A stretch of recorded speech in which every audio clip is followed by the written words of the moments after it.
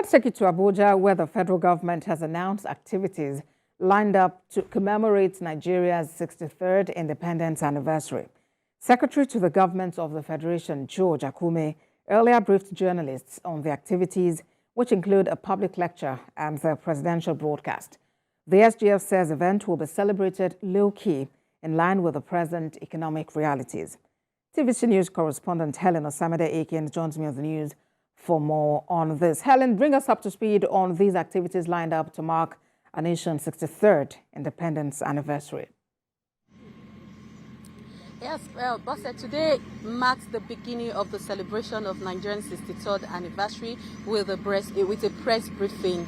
At the press briefing, the Secretary to the Government of the Federation actually celebrated the fact that the nation has been able to sustain its democracy for 24 years, uninterrupted democracy since 1999. And this is something we should be grateful for compared to what we see in other African countries where they have a military interruption, but in Nigerian's case it is different. He celebrated that, and that the government is not ignorant of the fact that the current economic situation is really biting hard on Nigeria, and with that fact he said it is going to commemorate the anniversary, the 63rd anniversary, in a low key.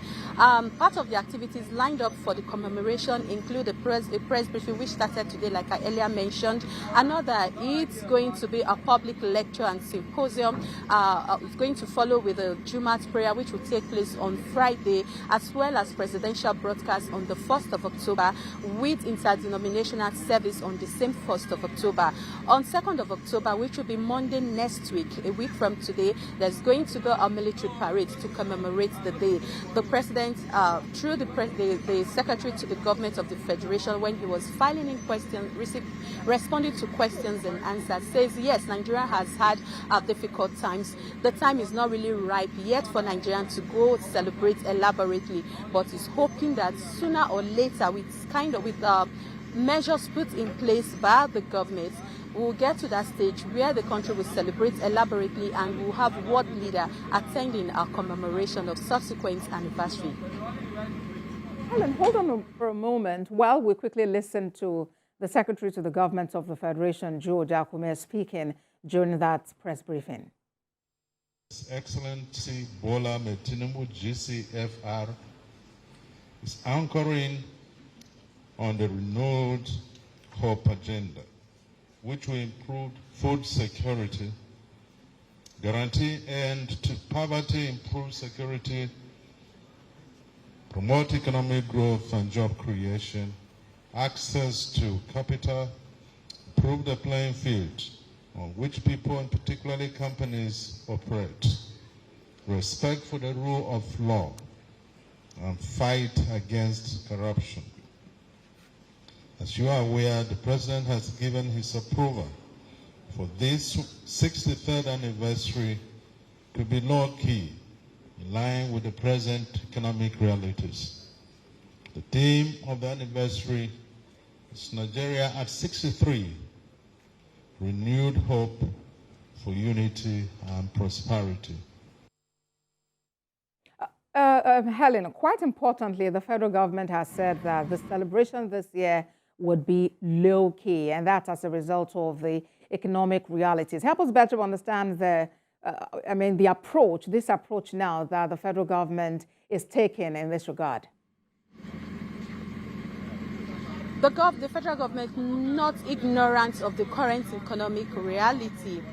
Nigerians are actually facing a lot following the removal of the fuel subsidy, but the government is not ignorant of it. They have put in measures like providing palliative for citizens through the state government.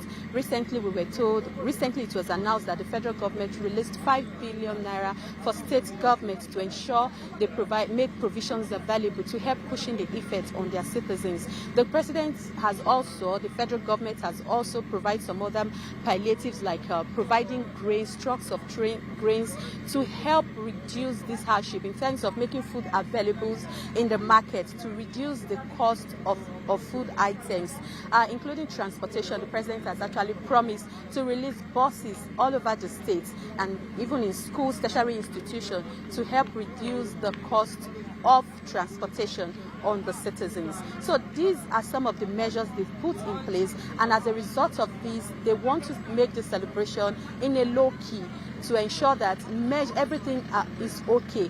They are very hopeful that subsequent celebration will be better than this, following the measures the government has put in place to cushion this effect. They believe that subsequent celebration, things would have been better than it is today, and it will be celebrated elaborately. We are looking ahead to the celebration of Nigeria's independence anniversary. Thank you very much, Helen, for that update for us.